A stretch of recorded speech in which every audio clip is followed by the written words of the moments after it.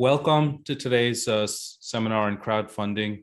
This is Gurpreet Pasricha, call me Gary, and want to welcome our esteemed panel here today. I don't want to take up too much time, but I'd like to let everyone know what the Punjabi Chamber is all about, and then I'll introduce our esteemed panel, actually our esteemed moderator, my dear friend Harjit Singh. Okay, and so the Punjabi Chamber of Commerce is, of course, a nonprofit. We've been at it now for about 3 years, and our goal is really to create a vibrant ecosystem worldwide for the Punjabi diaspora, where we can collaborate, we can do things together. And as we all know, a lot of the groups are tainted by politics or religion, especially Indian-based groups. And our main mission is to be apolitical and definitely not religious.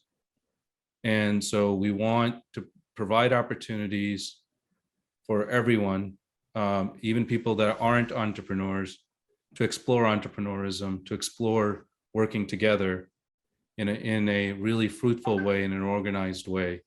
And towards that, we're proud to host this wonderful webinar on crowdfunding.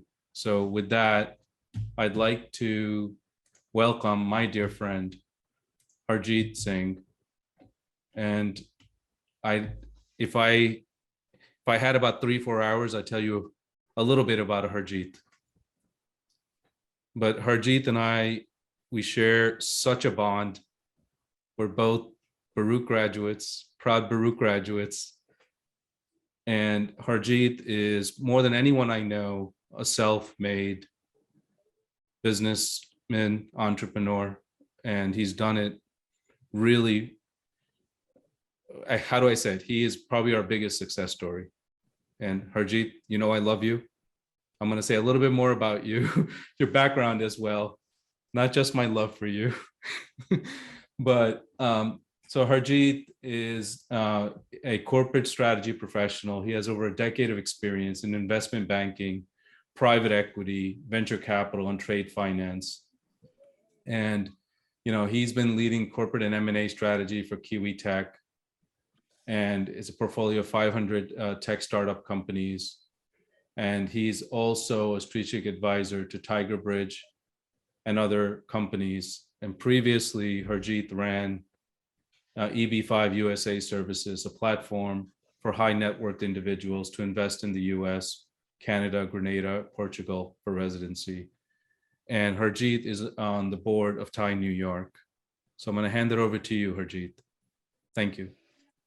Thank you, Gary. Looks like you have built a great chamber. The community really is very proud of you for bringing all the folks, the young, old, men and women together to discuss ideas, invest ideas, and have a discussion to fund the next generation of entrepreneurs.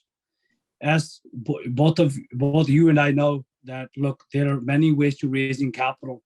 One of the newest ways that opened up in 2012 after the passing of the Jobs Act is a regulation called Reg CF. In 2012 to 2017, 2021, this was roughly, you can raise about $1 million.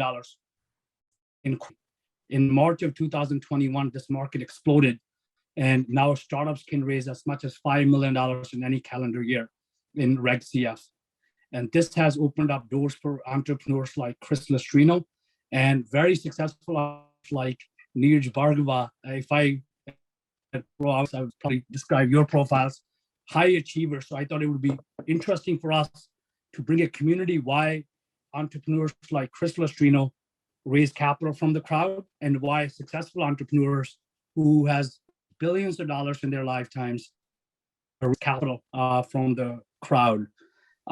Chris, why don't we start off with you, if you don't mind? Please share a little bit of your background before I get into the discussion, because I'd rather have it from you so the community knows where you come from and how you build this company from scratch. Sure, Harjit. So thank you everyone for having me today. As you mentioned, my name is Chris Lustrino. I'm the founder and CEO of KingsCrowd. My background was in management consulting, where I was working on behalf of private equity clients. for several years and essentially was helping them conduct all of their due diligence prior to entering into agreements to acquire companies or take a majority stake. And it was really during that time when I was doing all of the financial modeling and diligence work and management discussions and all of these things that I realized that, private equity and venture capital are certainly not rocket science. And unfortunately, the level of data that's in the traditional private markets has been rather abysmal for all of history. And then, I started realizing that even when I saw amazing deals come across my desk and I was spending 300-400 hours diligencing them, I still couldn't invest in those deals. And that drove me nuts. And that led me to kind of ask the question, why can't I invest in private companies? And stumbled upon this new world that was emerging thanks to a new regulatory environment, but also thanks to technology that was enabling online exchanges to be created for private companies and new forms of being able to share data and transparency around private companies. So anyway, I ended up starting a fintech blog in the market for several years, writing about all of the founders and CEOs that were taking private markets and creating online exchanges around them to make them more transparent and accessible.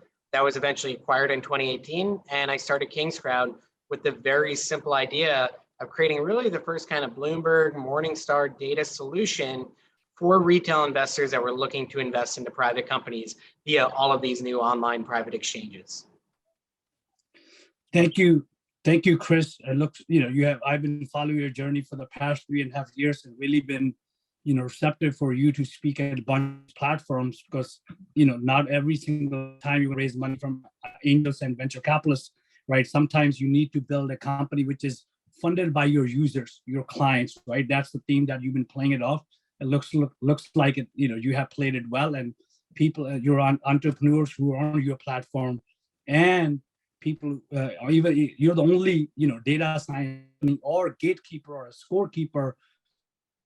All of these platforms, I think it's about 117. Last year when I was doing due diligence, there were 63 Reg CF platforms, and I spoke to every single founder before I got to you, right? So to see it, then obviously, then you kind of educated me on this community before I really started. And then on the other hand, we have Neeraj Bhargava. Neeraj, obviously you have built 5 unicorns yourself, been part of 5 unicorns yourself. Would love to learn more about your background. And also, second half of the question is, why raise money when entrepreneurs like you have access to so much capital in the real world? Good, great question. Just to first, describe my background briefly. McKinsey consultant and partner for a while. Built a company as co-founder and CEO, which I ended up taking public, called WNS, which is still traded at the New York Stock Exchange. I'm no longer an active manager there. And then I've been also as a venture capitalist and growth capital investor, been involved in funding a bunch of companies, being an active board member, which ended up being what is a fashionable term today called unicorns. So it's over $1 billion in valuation at different points of time. And about 4 years ago, stepped into creating something in an industry which I'm extremely excited about. A very well-known one called media and entertainment, $2 trillion industry with a lot of interplay with tech, leading to the creation of models that have been very actively disrupting and transforming the industry in the last 10 years. Something called streaming, which we are all very familiar with now, with consuming content from platforms like TikTok or YouTube or Netflix or others. That's been pretty much the wave of the last 10 years. And when we launched my company, which is called Rainshine Global, we saw another trend coming, which was the industry moving towards creators having direct relationship with audience, and both from an access and consumption standpoint. And jumping directly to a question that you asked, Harjit, I mean, yeah, there's lots of pools of capital, and many funds have successfully sold companies or liquidated their investments in the last 2 or 3 years with the bull run that we've had in 2021 in particular. So funds are flush with capital. But one of the things that we concluded watching all the trends that were happening in crowdfunding and changes in regulation, as well as the momentum in the market, that if we are building a consumer franchise now where, Rainshine has been historically a B2B company, but we're now beginning to take some of our content products to the consumer. We actually learned it by talking to some of the crowdfunding guys. We were talking about taking some of what we call our content ventures and getting them funded. Was saying, look, why wouldn't you build a brand yourself and do it yourself for the parent company itself? Is the feedback we got, and we actually thought about it and jumped on that, saying that if you are going to be looking to do tons of things with consumers, is no better way to build a brand than basically getting them familiar with your company and its brand and its philosophy and products and everything itself. So that's why we are here. It's what we're doing is a raise on WeFunder right now, which is a very small part of our overall raise. But it's our way to kind of get our brand out, talk about what we do, talk about the transformative nature of what we're going to build out, and in some ways get consumer acceptance for the content products that get unleashed from our brand very early. So that's the gist of it. I think it's really important for companies that have a consumer presence to really pursue this option now. That's very interesting, right, Neeraj?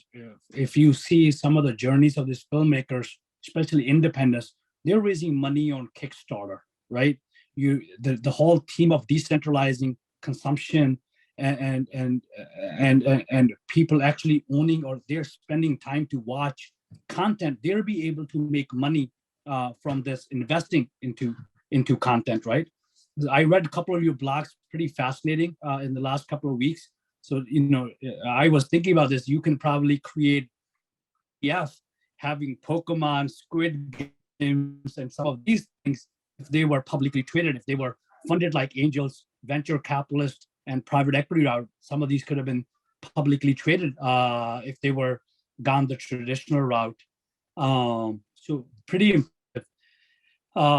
Chris, talking about crowdfunding, the whole centralization, you've actually raised about $4.5 million from investors, and you're raising a $10 million fund to invest in companies raising capital via crowdfunding. Can you tell us about your experience and what's been positive and challenging about going directly to the crowd? It's been a great experience. It's been, just share your journey in terms of how do you really keep update with 3,000 investors, your cap table. If you speak to that, I'll appreciate it. Sure thing. So first up, it's been a great month. So we're now at actually almost $7 million that we've raised to date from retail investors. And in addition, we've raised almost $2 million for our first fund that will be up to a $10 million fund product. And that's only about 4 or 5 weeks into its life cycle. So, in terms of my experience, listen, we started the company 4 years ago. And when we started out, raising capital from retail investors was really challenging. And the way to think about this is, in so many ways, it's really no different. And one of the reasons we're moving away from the term equity crowdfunding is, what is crowdfunding really? What it is public markets for private stocks, right? And so it's public equity investing, because it's opening the doors to both venture capitalists and institutions, as well as retail investors who want to invest alongside one another into deals that are available for investment. And so you're very much doing a public offering of your private company when you're listing on these exchanges like WeFunder and Republic, so on and so forth. In the early days, the user bases were tiny. A lot of people didn't know about it. There was a lot of skepticism. There's a lot of negative talk that, only companies that couldn't raise from the traditional routes would do this. And while none of that is in fact true, that was a perception that was created. So that was a challenge that we dealt with for a good while. Now, as we're seeing the market be built, the infrastructure be built around it, things are becoming more accessible and easier to do. So in our first raise, we raised, $120,000. In our second raise, we ended up raising about $1 million. In our third raise, we did a little over $1 million. And now we're in our fourth raise, and we've done a little over $4 million total. So we're seeing the markets develop. And as there's more support services and marketing firms and all of these different tools that you can utilize, it is becoming easier to invest and raise capital from the general public. Now, one of the things that you mentioned is, well, how do you manage, now we have almost 4,000 investors. The beauty is all of these platforms have essentially built solutions that help you manage this stuff. So for instance, SPVs are now allowed in this market that can manage thousands of individuals under one line item on your cap table. So sure, I have 4,000 investors, but the only people on my cap table are advisors, employees, and larger institutions that may have done, individual investments at one point or another. So that's one thing. The other thing is that they've created communication tools. So oftentimes I just send a quarterly update and monthly updates whenever there's some major announcement. We've made an acquisition, we have a major product update, whatever it may be. And that's really it. It's very light touch. It's very easy. I personally have never felt as though there's any burden in managing those 4,000 investors. If anything, some of the older angels, more traditional angels I have in my deal, who maybe only put in 10 or 25K, are the ones who are calling me all the time and asking questions and are a little bit more difficult to deal with. So there's a lot to love about this market. At the same time, I will tell you that just because you build it does not mean they will come. And at the end of the day, this is still capital raising. And people don't just fork over their money because they feel like forking over their money. You have to earn their dollars. You still have to work at it. You still have to bring your own network into the deal. You still have to try and source institutional capital if you can into the deal. You have to do all of the things to support your raise, and you can't act as though the money is just going to come because you listed your company, because there are over 700 companies live at any one point in time across nearly 80 marketplaces now. So if you don't make sure people are hearing and seeing what you're up to, and you're not convincing them you can execute and raise the capital, you are not going to succeed. So if you're going to do this, you got to commit 110% to really doing it. Yeah, thank you, Chris. I was a couple of charter chamber members to invest into Rainshine. As you know, I recently joined Rainshine Global. So they said, ask me, Harjit, how much you want to invest? I said, look, investment on the platform is about $150. Meaning, what is it that you really to invest? So I went through the company's journey. In about 15 minutes, this person committed 5K on a phone call. No due diligence, simple went through, okay, these are the people, these are the advisor, went to the website, found some social proof for Rainshine Global on LinkedIn. This company has 40,000, and they found a bunch of our podcasts and our movies. They're saying, okay, look, he said, this is something I can invest into. So he's like, what is your exit strategy? So it was a different, it was a very easy conversation to have, meaning, like you said, in the last few years, we have development of marketing agency, and an easy way to market that you can record some of the Q&A basically and share that in a video with all, because the minimum investment is $150. What was your minimum investment, Chris, when you started out? Yeah, so you know what? We've tried different levels. So we have done $99 or $100.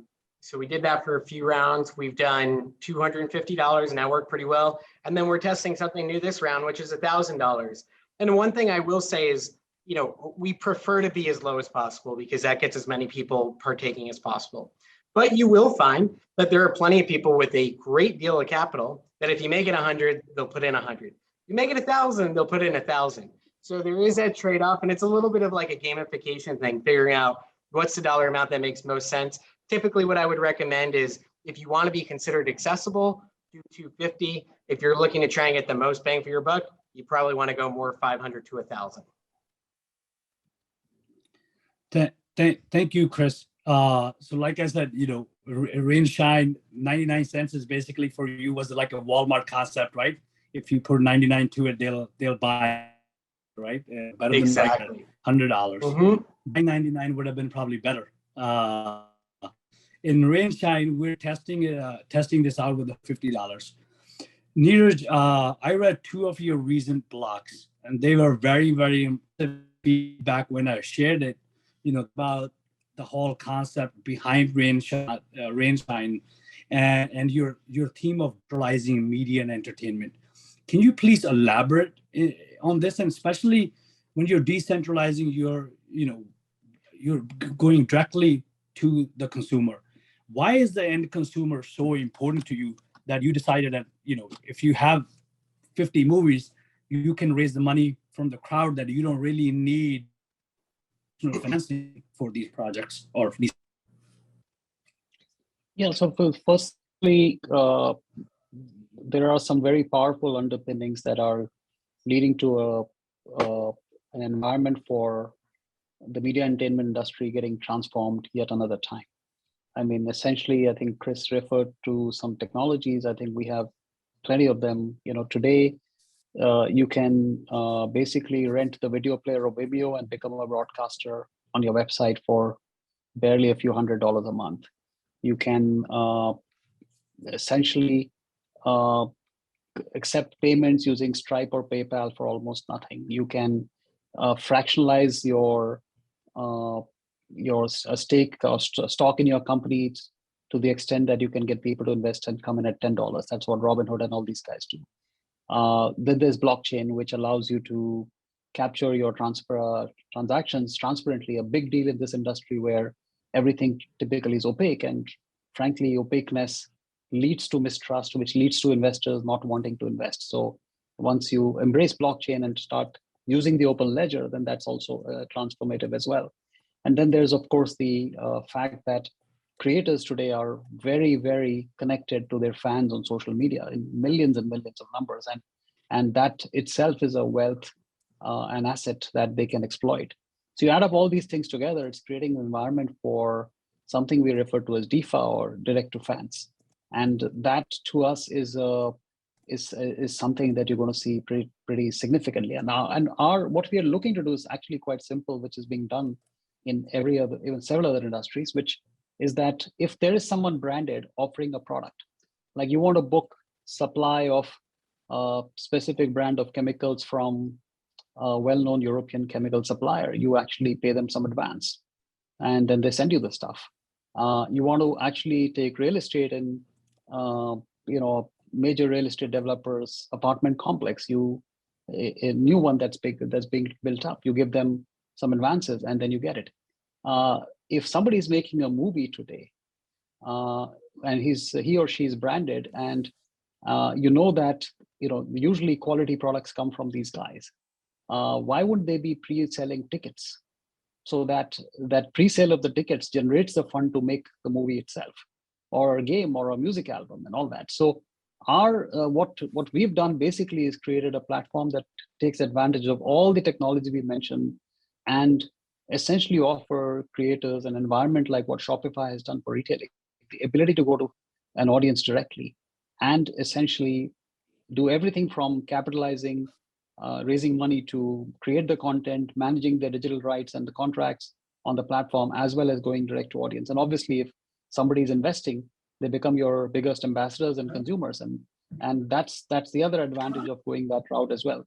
So as we were going out to do this from our business standpoint, it made a lot of sense for us to embrace crowdfunding, not just for our company, which is the starting point, but we are creating an entire new lexicon called content ventures, very similar to what tech ventures became in 1980s, when venture capital started to grow and people started investing in them and taking companies public on NASDAQ. Today, with blockchain technology and NFTs and tokenization, you have the ability to invest in content and see the value of that grow. And as Harjit, you referred to it, we've had massive content properties which are worth billions, whether it's a Batman or Spider-Man that we all grew up on, or Pokemon, or Friends, or Seinfeld, or Squid Game, or anything.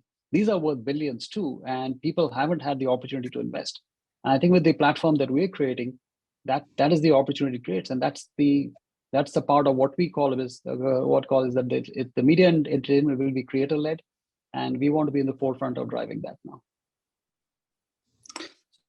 That's interesting, right? For too long, there's few studios in US or each country in the world controls the media and entertainment. In the tech space, through angels or through VCs, people are able to get that exposure to invest into tech, but we don't have the same concept for media and entertainment, right? So I think that's a very interesting, but very inspired by your blog days. Chris, we have a question from the audience. Since you lived this and years and went through differently going through Reg CF, we have our journey that will probably document in about 5 years when Rainshine hits a couple of $1 billion in market cap. But we will share this Reg CF pin then. Until that, we're under an NDA. But I wonder you walk a step-by-step process of CF, Because you have done this now several times. Sure. So if you're doing a regulation crowdfunding raise, as we mentioned, you can raise up to $5 million. You certainly don't have to raise 5 million. You can raise 100,000, 500,000, a million. So you can decide however much you want to raise up to $5 million. Typically what you'll do is you'll select a platform you'd like to kind of apply to get on. They all kind of have different rules around what they look for in terms of just general criteria. It's more screening than necessarily like a hard diligence or really, grilling you on your idea, but certain ones want certain metrics, things like that. So, you kind of assess the platforms, WeFunder, Republic, Start Engine, so on and so forth. Once you find a platform, you need to make sure you have your legal docs in place. So you need to have your operating agreements, whether it's your LLC or your C Corp or whatever docs you need, they need to already be in place because you do need to provide that as kind of part of your diligence materials. And then really the big thing that you're going to be asked is two things. You're going to have to provide past 2 year financials. If you're raising less than $1 million, then they can be self-reviewed. So essentially you have to kind of create your financials. Now, if they're all zeros because you just started out, easy enough. Then you just, basically input a bunch of zeros. If you have a real business and you've already started and you spent money and all of that kind of stuff, you do need to record the correct information and make sure you're either using a QuickBooks or something of that nature. And then if you're raising more than $1 million and you're trying to raise, let's say, the full $5 million, then you will have to go ahead and hire an independent accountant who will create the statements and audit the statements. Typically, if you're an early stage company that's raised less than a couple $1 million and hasn't transacted super high volumes of revenues and aren't overly complicated, which is going to be most of you, then it's going to cost you $3,000 to $5,000 to get ready with your financials, and probably take you somewhere around 3 to 4 weeks to get them ready to go. In the meantime, you'll be working on creating your offering page, which is essentially your pitch deck. You're going to want to create a simple video to kind of explain what it is that you do and create an offering page where you're explaining, the problem, the solution, the market opportunity, that type of stuff. And then you set the terms, and that's really easy. You're literally saying, I want to use a convertible note or a SAFE or a price round, what you think the valuation should be or the cap should be. And you kind of input that information in, which a lot of this is very simply done via kind of the platforms. And then you're ready to go. Once you have your financials, your offering page, you set the terms, then you're ready to go live. And now you can start accepting dollars. And now one of the cool things is if you're not ready to go and spend 3 to 5K, or you're not sure if there's going to be any demand, and this is your first time doing it, you can do something called testing the waters, where you don't in fact go through the process of filing the financials. Instead, you just put it out there that you want to raise capital, you create the offering page, you create the terms, and then you see how people react and see if they actually invest. And if they make commitments and you raise $50,000, $100,000 just by letting some friends know and letting some people close to you know, then you go, hey, you know what? It's worth me to go through the effort of actually launching the campaign, and then you get your financials done and launch from there. So those are most of the key steps. And to answer, somebody asked, what are the top 10 platforms out there? Look, the top 3 players are basically WeFunder, Republic, starting to control about 70% of the market. But then you have Title VII funds, micro ventures, Silicon Prairie. There's so many of them. This industry started, there's about 5. Now, if you find 117, there are about 107 platforms. You could go on FINRA's website and you can one of them, or you can go to KingsCrowd. So they're the scorekeeper. Every week you get like who raised how much money, which was the best platform. So KingsCrowd, you can create a free account and just get used to their platform, and you can get all this or how info. Just like you will track a public company, KingsCrowd does that for platform. To Neeraj, for those creators who are interested in capital for their projects, please how they can leverage Rainshine. What is the Rain? Somebody asked me today, Rainshine or even our platform, Rain Blocks, will be able to accept crypto estimate into movies or media and entertainment businesses or projects. So if you can elaborate and give answer on this in terms of what is your vision behind this, I'll appreciate it. Well, I think the way we operate today, we have a blockchain platform called Rainblocks, and actually it's not just a technology, but it's an entire sort of ecosystem we built around it.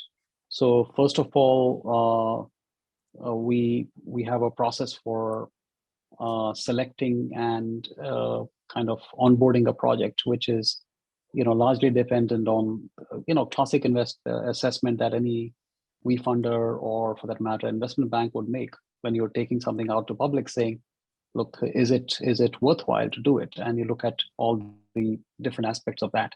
Once you've done that, then it's a question of, also we do something called a process, which is now being increasingly called tokenomics, which is figure out, well, when you take it out on the blockchain and you issue tokens and other ways to kind of monetize and market, what is the right strategy, how to price it, when to do it. There's a whole range of work that we do around that before we put it on the platform. And then actually, once you've been through those hoops and you say, well, look, there's a clear strategy, there's a clear business case, let's get started. And then as far as financing is concerned, we do it through, I completely embrace what Chris said earlier. It's not just about crowdfunding and getting into people who are on the platform. You've got to engage widely with your connections and ensure that you can bring everything together. So we look at financing a bit broadly. We have, for the last 18 months, been cultivating angel investors across the world who have invested in tech and said, look, content is a new asset class, you should take it seriously. So we have a full marketing program which Harjit, you're very involved in, to basically get these guys on board to say content is an asset class, needs to be pursued and invested in. Then there's the crowdfunding aspect of it. Then there is, once you've got these guys in, you get them involved in financing of, different products underlying the entire intellectual property that you've got there, like pre-sold tickets and stuff like that you do, or some goodies, merchandise, all those things you put in place. So that's the third source. And last is that there are also grants available in the community, which we are well connected to people. So depending on the theme of the content and the community it's established, we go after that as well. So we take a very comprehensive look at how to finance. Increasingly, we start automating all this as we get more and more kind of into the ecosystem across the world. But once you've done that, then the project is running on our blockchain platform. Every transaction is open. And that's something we insist on, because we don't want to get someone on board and get investors to invest without them guaranteeing the transparency benefits that we can get with blockchain. So we put that on there. And then finally, there is a whole approach towards how you distribute that direct to audience and otherwise. So that's so we kind of are doing the whole thing and progressively automating more and more pieces of that. Our first IP to be executed on the platform, it's an animation franchise called Young Captain Nemo. We just launched that and announced that. Fortunately, it got a lot of press just in the last 1 week. So that's the way we got to roll out the platform. Thank you, Neeraj. I'm going to take one question from the chat, which is an interest on a crowdfund. Chris, since Rainshine is obviously a well structured offering. They have raised about $40 million and is who's who on the board of Rainshine. But I want to talk about value. How do you list your platform on KingsCrowd? How did you value your business? That was one of the questions that came from those. So make sure that I'm able to answer that. There's two ways that you can do this. So there's the traditional method, and there's really a few things that you want to look at. And then there's another method that I'll get into in a second. So the first method is really to do what every startup and private company does when they're going to raise capital or sell their business. That's to look at market comps. So what are businesses that are similar to me, maybe in a similar industry, at similar prospects in terms of revenue and where they're at and all of those good things. What are they raising at? What do their valuations look like? So for me, for instance, we saw that the Republics and the funders were raising at 50 to 100 times revenue multiples because people believe this market's going to grow very rapidly. So that gave us a sense of what the revenue multiples would look like, and they were all at a similar stage in life cycle as a business. So we looked at market comps, then you look at market upside, so understanding how big your market is. That way people can think about, okay, even if they win a small percent of market share, this company could be really big from where it is today. So that helps them understand upside. And then looking at comps in terms of what does the future look like? So for us, a great example is, well, let's go look at S&P and Morningstar and Bloomberg, which collectively are worth well over $200 billion, and they're data providers for a smaller market than what ours will eventually be. So they could be amazing acquirer partners who could acquire us for large sums of money, and we could end up being this size of them, if not bigger, because we believe our market will be bigger than that. So you kind of look at, comps for where you're at, comps for where you're going, market opportunity overall. Those are some of the helpful things that I would think about. And then one of the other ways that you can go about it is to literally go on KingsCrowd. You go to our companies page, and what you can do is you can look for all the early stage companies, and you could even sort on industry. And you can look for all the companies that are same stage, same industry. What are they raising at right now? And who's raised the most amount of money? So look at it as almost like understanding the free market, right? What are people willing to pay? Literally willing to pay. And what you might find is, okay, I'm a seed stage company. Most people are raising within a band of $5 to $12 million. And the ones that are closer to 7 are winning more often than those that are closer to 12. Okay, I think I'll price it right around 7. So those are some of the ways that I would think about doing it. And that gives you a pretty good sense of where you probably should be at. Also, Chris, a little bit about from where you started. What was the valuation of the business then to the third offering? You had raised about $7 million from 4,000 investors. What is your valuation now of the business? Yeah, so unfortunately, there are funny rules. So we're doing something called Regulation A+, which allows you to raise up to $75 million per year. You have to go through a much deeper audit, put out hundreds of pages of documents, be approved by the SEC. It's a pretty extensive process. It truly is like doing a mini IPO. So I can't state the valuation, but I will put the link to the offering so you can look for yourselves. And I will just tell you that our first true round of retail, raising that we did was on Net Capital in May of 2018. The first round ever, the first $120,000 was at a $2 million valuation. The next round was at a $4.5 million valuation. And the round after that was at about a $32 million valuation. So you'll see where we are today when I share the link, where anyone can go and invest if you'd like to. But that's kind of where we came from, was that original 2, then 4.5, then 32. Thanks. And Neeraj, if you don't, in terms of, can you give a quick pitch of why investors from Punjabi Chamber should think about investing in Rainshine? Well, I think we have all the boxes checked, and in general, please remember when you're investing here, this is risk capital. There can be different outcomes, but at the same time, I think when you're placing these bets, you based on saying, look, are the inputs right? And I think on that front, we can argue that we got a lot of inputs right. I mean, first of all, my team and I, we are what we can call startup to IPO entrepreneurs. We've taken startups and taken them public. We've had several successes behind us in multiple areas concerning tech and media. And I think that's one thing that you can, Harjit referred to, not just my management team, my board, and everyone I've assembled around this company. I think you will pretty much realize that this is a great team. So that's point number one. I mean, it's all about, are you betting on the right people? I think that's a box we can check. Second thing is the industry big, and is it open for change? In other words, can the status quo be challenged? And I think media and entertainment, absolutely. With new technology, the greater connection between creators and their fans, I think this is a perfect time for some equalization to happen, where the stranglehold that distributors typically hold on this industry can be neutralized a bit. I won't say broken is a very strong word, but neutralized for sure. And I think that's a great time to be actually building a company. I think the third thing really is that from the standpoint of our company, have we proven anything in the marketplace? We are actually not a pre-revenue company.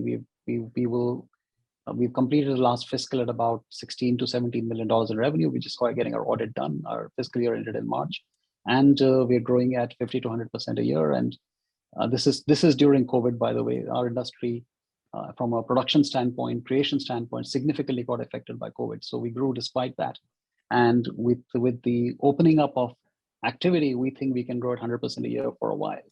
So that's the other box that we're checking, that look, is this a company that's already on the track to grow?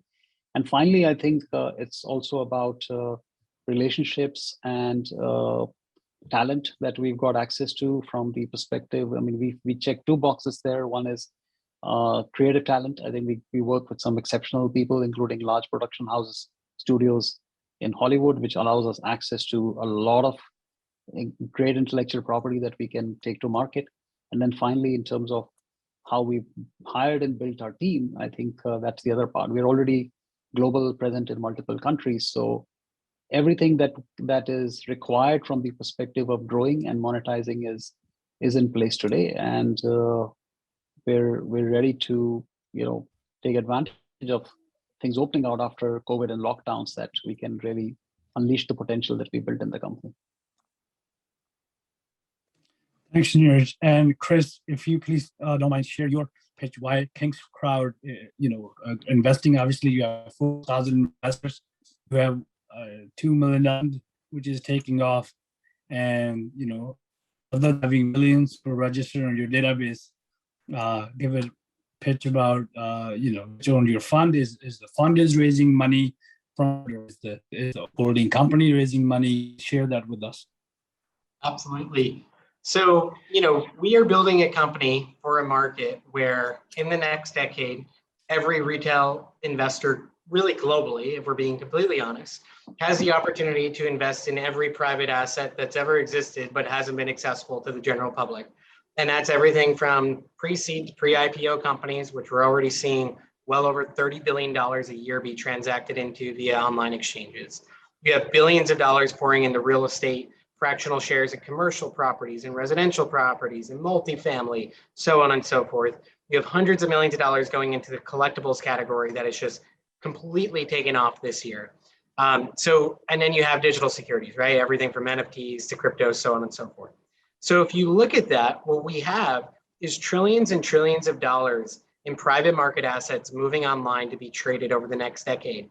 And not only in a primary way, but in a secondary way where people will be able to get continuous liquidity into the private market asset class. The modern portfolio is completely being reinvented for retail investors and frankly, everyone.